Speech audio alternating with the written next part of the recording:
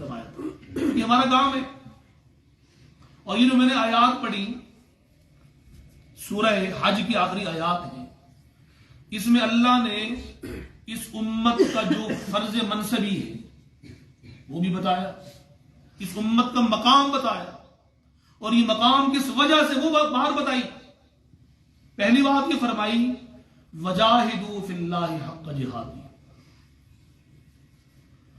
دین کے لیے، اللہ کے لیے تن من دھن کی بازی لگا دو.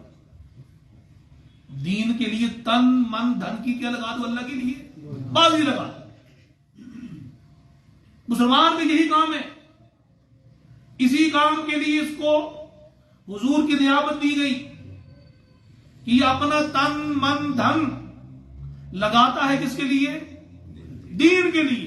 وجاہدوا فی اللہ حق جہادی، اس طرح لگاؤ جس طرح لگانے کا حق ہے. معمولی ٹمپریری سا نہیں، پوری تندہی کے ساتھ، پوری قوت کے ساتھ، جتنا ممکن ہے مومن کی توانائی خرچ ہو جائے کس کے لیے؟ اللہ کے دین کے لیے. دین یاد رکھیے ہمارا محتاج نہیں ہے. اگر ہم نہیں کریں گے، قرآن نے کہا فَسَوْفَ يَأْتِ اللَّهُ بِقَوْمٍ، اللہ اور لوگوں کو لے آئے گا. اللہ دین کے لیے اور لوگوں کو لے آئے گا، وہ تمہاری طرح نہیں ہوں گے. دوسرے مقام میں قرآن نے کہا وَإِن تَتَوَلَّوْا يَسْتَبْدِلْ قَوْمًا غَيْرَكُمْ ثُمَّ لَا يَكُونُوا أَمْثَالَكُمْ، وہ تمہاری طرح نہیں ہوں گے. ہماری بقا، ہماری فلاح، ہماری نجات وہ اسی میں ہے، ہماری عزت اسی میں ہے کہ ہم اپنے اس مقام کو سمجھیں. کبھی ہم بکے ہوئے لوگ ہیں، ہم اپنا سب کچھ بیچ چکے اللہ کے ہاتھ. یا اللہ ہماری جانیں بھی تیرے لیے اور ہمارے مال بھی کس کے لیے؟ یا اللہ تیرے لیے. قرآن میں ان اللہ اشترى من المؤمنین انفسهم واموالهم بان لهم الجنہ، ایمان والوں کے مال بھی اللہ کے ہاتھ بک گئے اور ایمان والوں کی جانیں بھی اللہ کے ہاتھ کیا ہو چکی ہیں.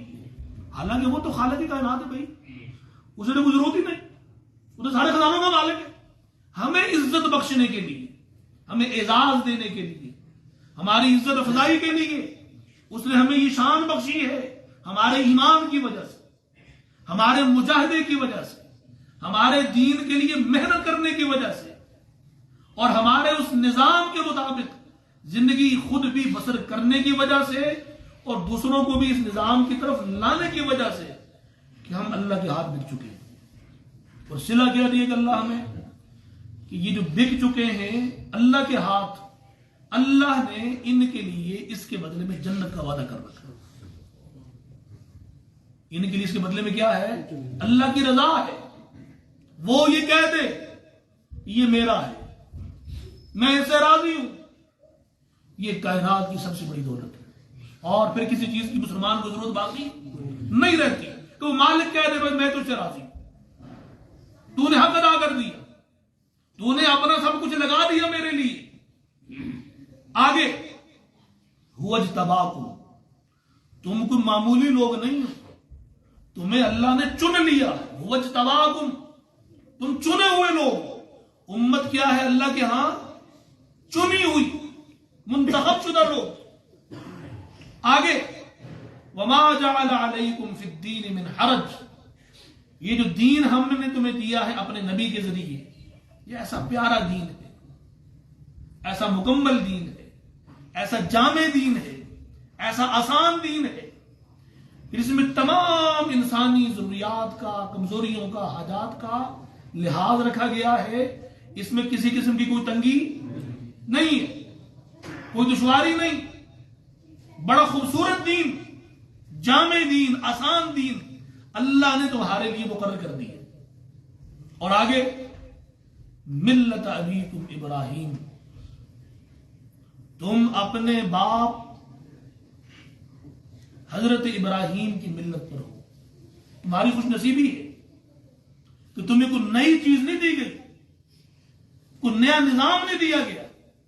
تم اسی ملت پر ہو، اسی نظام پر ہو، اسی نقشے پر ہو، اسی طریقے پر ہو جو طریقہ، جو نقشہ، جو نظام لے کر اس سے پہلے حضرت ابراہیم پہ تشریف لائے ہیں، تم اس ملت پر ہو، اس امت کے لیے اعزاز ہے۔ اسے یہ کہا گیا کہ ملت ابراہیمی پر ہے، حضرت ابراہیم کے مشن پر ہے۔ اور دوسرے مقام میں قرآن نے کہا کہ ان اول الناس بابراہیم للذین اتبعوه وهذا النبی والذین آمنوا۔ ابراہیم کے قریب کون ہے؟ ابراہیم سے رفاقت، صحیح رفاقت کا حق کس نے ادا کیا ہے؟ کس کو ابراہیم سے قرب حاصل ہے؟ فرمائے ابراہیم کا قرب انہیں حاصل ہے کہ جنہوں نے اس کے زمانے میں اس کی پیروی کی، اس کے متبع بنے، اور اب اس زمانے میں جب حضور آ گئے، حضور حضرت ابراہیم کے سب سے قریب ہیں اس مشن کے، اور حضور کی امت یعنی امت محمدیہ علی صاحبہ الصلاۃ والسلام، یہ ہے حضرت ابراہیم کے قریب۔ ہم اس مشن پر ہیں، ملت ابراہیمی پر ہے۔ اور پھر یہاں سوال یہ پیدا ہوتا ہے کہ کہا گیا کہ تمہارے باپ ابراہیم کی جو ملت ہے تم اس پر۔ اب اس امت میں تو کئی طرح کے لوگ ہیں، کئی نسلوں کے لوگ ہیں، کئی علاقوں کے لوگ ہیں۔ اب حضرت ابراہیم کی نسل میں سے تو ساری امت کے لوگ نہیں، لیکن حضرت ابراہیم کو اس امت کا باپ کہا گیا۔ اس کی وجہ علماء نے بیان کی کہ یہ ساری امت روحانی طور پہ کس کی اولاد ہے؟ محمد الرسول اللہ صلی اللہ علیہ وسلم۔ ہم سب روحانی طور پہ کس کی اولاد ہے؟ حضرت محمد صلی اللہ علیہ وسلم کے ہم اولاد ہیں۔ اور حضور کس کی نسل میں سے تھے؟ حضرت ابراہیم کی نسل میں سے تھے۔ تو یوں پوری امت حضور کے واسطے سے کس کی اولاد ہو گئی؟ حضرت ابراہیم کی بھی اولاد ہو گئی۔ حضور کے واسطے سے یہ ساری امت حضرت ابراہیم کی بھی کیا ہو گئی؟ اولاد ہو گئی۔ تو یوں یہ کہا گیا کہ ملت ابیکم ابراہیم، یہ وہی ملت ہے جو تمہارے باپ حضرت ابراہیم کی ملت ہے۔ هو سماکم المسلمین، انہوں نے ہی یعنی حضرت ابراہیم نے ہی تمہارا نام کیا تجویز کیا ہے؟ مسلمان۔ انہوں نے تمہارا نام کیا تجویز کیا ہے؟ ویسے تو پچھلی امتوں کے جو لوگ بھی صحیح معنوں میں اللہ کے قانون کی فرما بردار رہے تھے وہ بھی کیا مسلمان ہی تھے۔ مسلمان کا معنی ہوتا ہے فرما بردار، لیکن اس امت کو بحیثیت امت ایک نام جو دیا گیا وہ مسلمان والا نہیں دیا گیا، یہودی، نصارہ، اس طرح کے نام۔ لیکن اس امت کا یہ اعزاز ہے کہ کام بھی مسلمانوں والا اور نام بھی مسلمانوں والا۔ اس سے یہ بھی معلوم ہو گیا کہ یہ شرف اسی وقت تک اس امت کو ملے گا کہ یہ اللہ کے ہاں چنی ہوئی ہے کہ یہ فرما بردار ہو، یہ مسلمان ہو۔ اگر یہ مسلمان نہیں، فرما بردار نہیں، تو یہ چنی ہوئی کہلانے کے لائق بھی نہیں ہے۔ پھر یہ کہلانے کے لائق بھی نہیں۔ یہ چیزیں مشروط ہیں ساری۔ اس لیے ایک تو یہ بات یا یہ معنی لیا جائے کہ حضرت ابراہیم نے تمہارا نام کیا رکھ دیا ہے؟ مسلمان، تم مسلم ہو، فرما بردار ہو۔ اور یا یہ مطلب کہ یہ نسبت اللہ کی طرف ہے کہ اللہ نے تمہارا یہ نام تجویز کر دیا ہے کہ تمہارا نام کیا ہوگا؟ بحیثیت امت مسلمہ، اللہ نے یہ نام تجویز کر دیا۔ بارہ کوئی بھی معنی ہو، دونوں معنی ٹھیک ہے۔